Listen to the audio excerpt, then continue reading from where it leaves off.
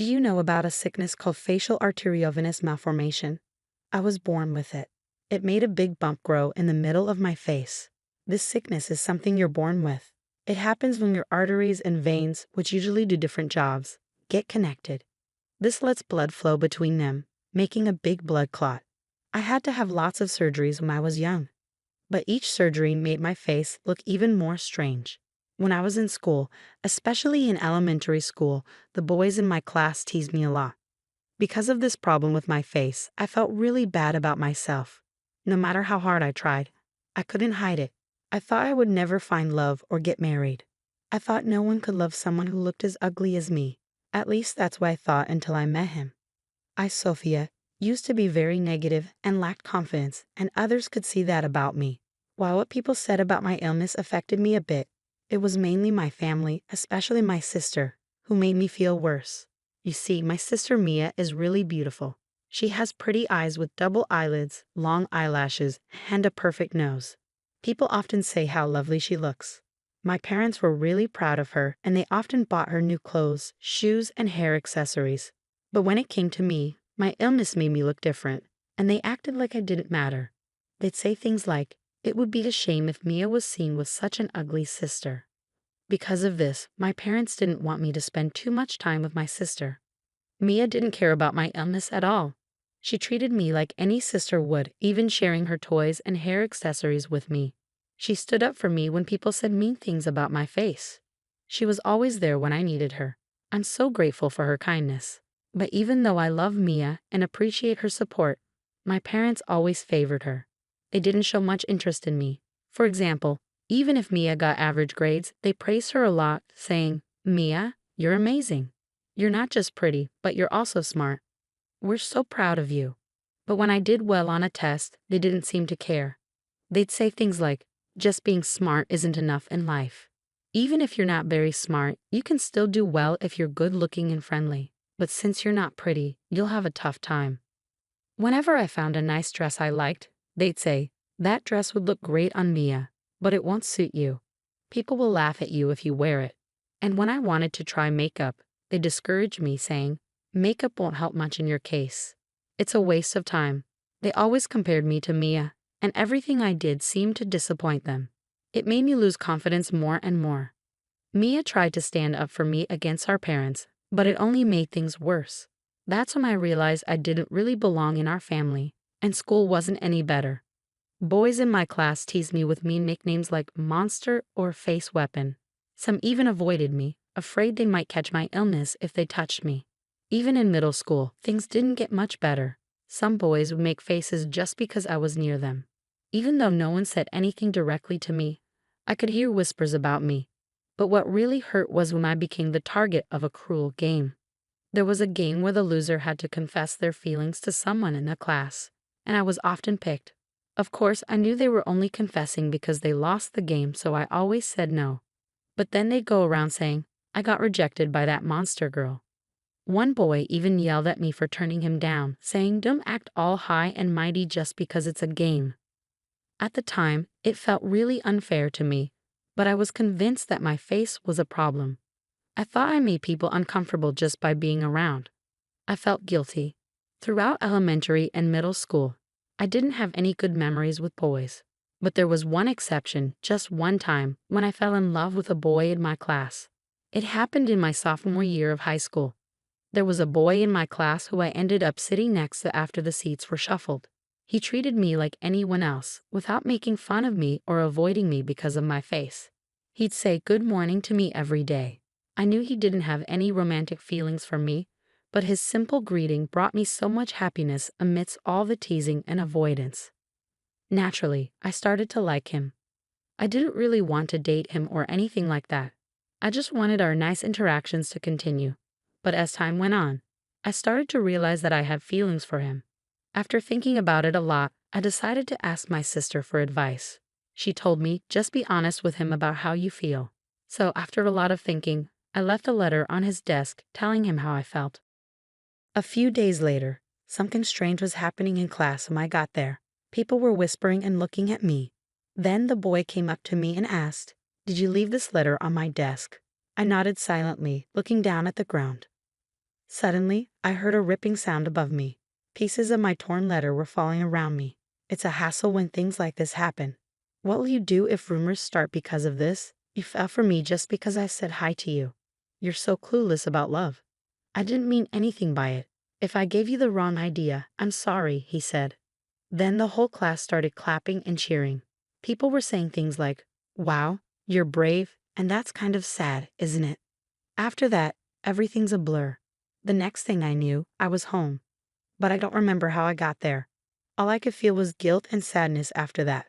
I couldn't bear to go back to school after what happened, so I stopped going altogether. When my parents found out, instead of supporting me, they said, well, he had a point. You caused trouble, so you owe him an apology. They got mad at me for skipping school over something small and tried to make me go back, but I just couldn't bring myself to do it. In the end, I dropped out of high school and isolated myself at home. My older sister was worried about me and tried to reach out, but our parents were harsh. They'd yell at me every morning or barge into my room to insult me, saying things like, you're a disappointment, or we wish we never had you. Every day, I felt more and more hopeless, wondering why I even existed. My sister noticed how bad things were and talked to our grandparents on our mom's side.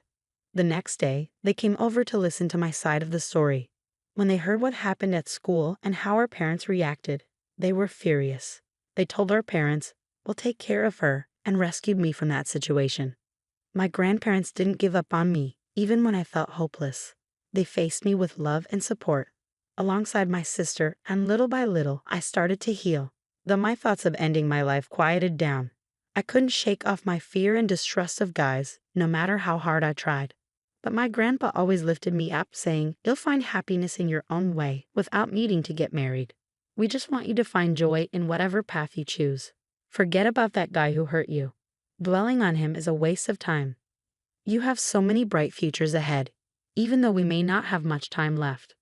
My grandma was a constant source of comfort, telling me that as long as I was happy, that's all that mattered. She'd compliment me, saying things like, your skin is radiant, I envy you, or your eyes sparkle like jewels. My sister would often come over to our grandparents' place, and we'd chat and bond. We'd read magazines together, talk about cute makeup, and just enjoy each other's company. After living like this for about 3 years, I started feeling motivated to do something more. I decided to study again to get my high school diploma, which I eventually achieved. Then I began searching for work I could do from home and slowly started making money.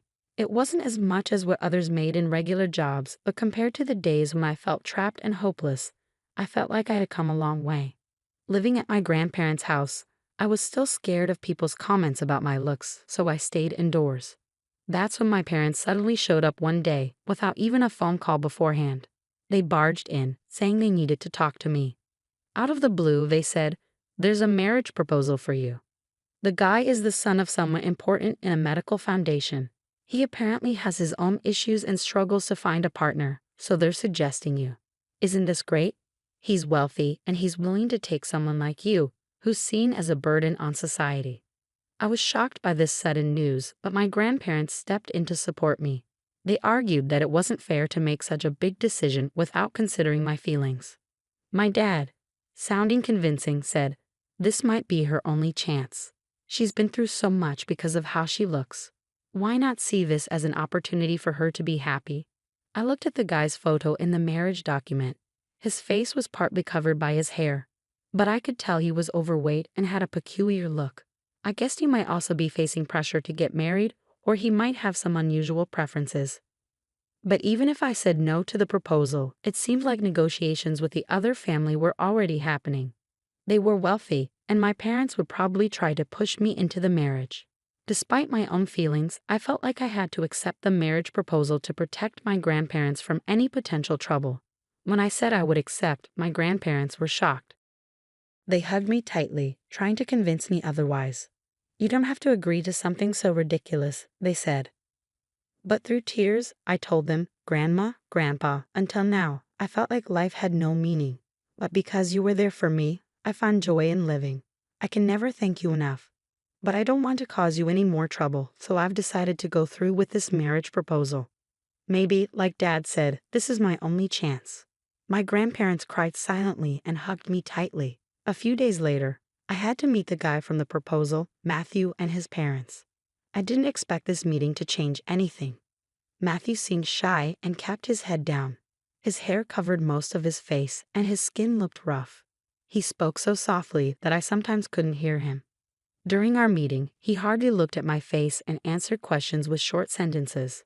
I couldn't help but wonder, is this man really going to be my husband? He can barely hold a conversation. But I felt like I had no choice. Both sets of parents were so eager about the marriage, acting like it was already decided. I felt pressured, like I couldn't say no.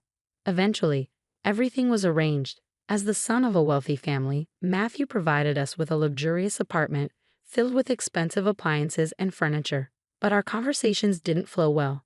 It was like he didn't even see me. He was so quiet all the time. His constant silence started to weigh on me, so I tried to start a conversation. "Why did you agree to this marriage, Matthew?" Surprisingly, he began to take off his shirt. Confused and panicked, I saw that his skin was red and inflamed. He explained, "I have a skin condition called psoriasis. It's not contagious, so don't worry. But because of how it looks, I've never had any romantic experiences. People even spread rumors that I had an STD, which isn't true. And because of my appearance, my parents don't want anything to do with me. They probably arranged this marriage to get rid of me. I'm sorry for dragging you into this." After he explained, he put his shirt back on and bowed deeply to me. I noticed some inflammation on his hairline, and I realized he was growing his bangs long to hide it. "I understand. Please don't worry," I said. "I'm in a similar situation." When he looked up, I told him everything about my past. Hearing my story about high school, he started to cry. "I can't believe someone would treat you like that. It must have been so hard for you. It's awful how people treated you," he said, getting angry on my behalf and offering me comfort. Despite going through his own struggles, Matthew cried and got angry hearing about my past. I couldn't help but think, how kind is this man? When I asked him, he blushed and smiled shyly, saying, "I was thinking the same thing." From that moment on, we spent the whole night sharing our life stories, crying, getting angry, and understanding each other. I tried to learn more about his skin condition and researched different treatments, including diet changes and supplements. I noticed he was picky about food, especially vegetables, so I experimented with different flavors and cooking methods to make meals he enjoyed. Gradually, he started to enjoy eating more and began to feel better physically. We also started doing things like yoga to reduce stress and had many conversations. I saw Matthew's smile grow over time. He never said anything negative about my appearance. Instead, he would blush and say, "You're cute." Once, when I asked if he disliked how I looked, he reassured me, saying, "Not at all. It's part of who you are, and I think it's cute. You've been through so much, but you've stayed strong." "I don't think there's another woman who's as strong and wonderful as you," Matthew told me, and those words brought me so much comfort. Over the next few years, we worked on a plan to improve his skin condition. His inflammation started to calm down, and the redness on his hairline became less noticeable. Plus, with his disciplined lifestyle, he lost weight and transformed into a slim and handsome Matthew. I couldn't help but fall in love with him all over again when he trimmed his bangs. It suited him so well. Matthew, who used to be shy about his skin condition, said, "I feel a bit embarrassed to show Sophia." But as he gained confidence, people at his office started to see him differently. He hadn't told anyone about his disease before, thinking they wouldn't understand.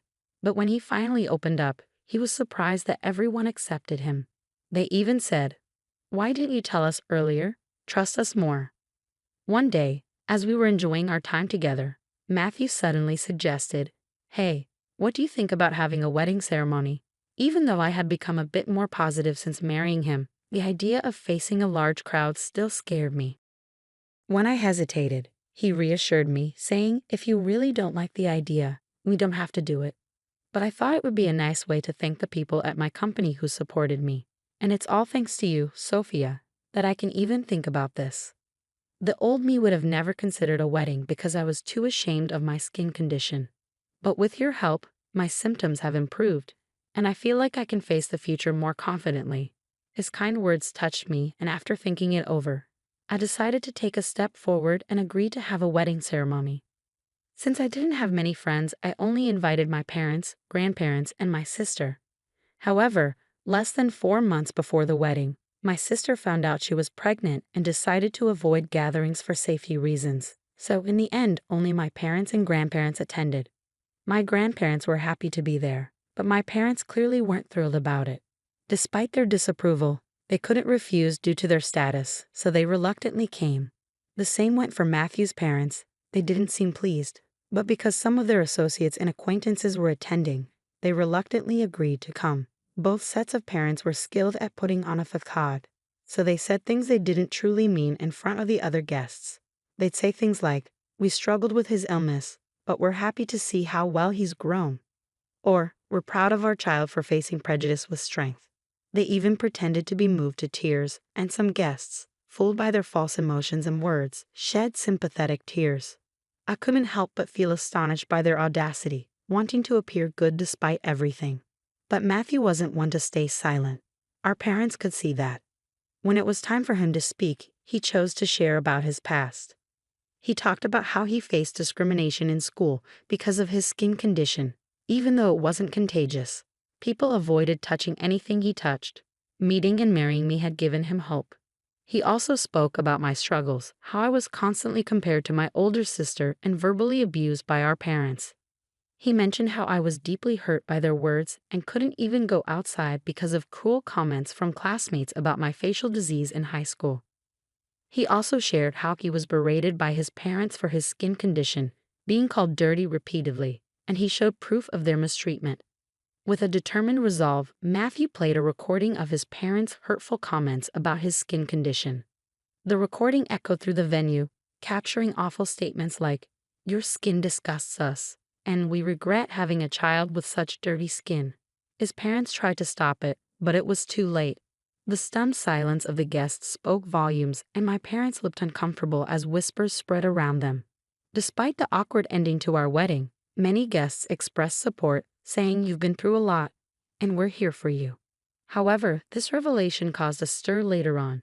It turned out that Matthew's parents were leaders of a nonprofit organization dedicated to supporting disabled individuals, advocating for a society where they can live without barriers. The fact that they mistreated their own son, who had a skin condition, contradicted their organization's principles.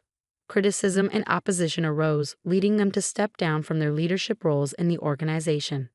As for my parents, it came to light that they had accepted a hefty dowry to arrange my marriage to Matthew. They were branded as monsters who sold their own child for money by those around them. However, they foolishly squandered the dowry on their own selfish desires and decided to gamble in the stock market without any knowledge, resulting in significant losses. Eventually, they found themselves in debt exceeding $200,000, far surpassing the dowry they received. They had the nerve to ask for our help, but we firmly declined. Despite their persistent attempts, we decided to cut ties with them and move away, changing our phone numbers. Now we're living happily together. It seems like fate truly brought us together. I'm incredibly content at this moment. Though the beginning was rough, meeting and marrying Matthew has brought me immense happiness. Thank you for sticking with me until the end. I hope to catch up with you again in the future.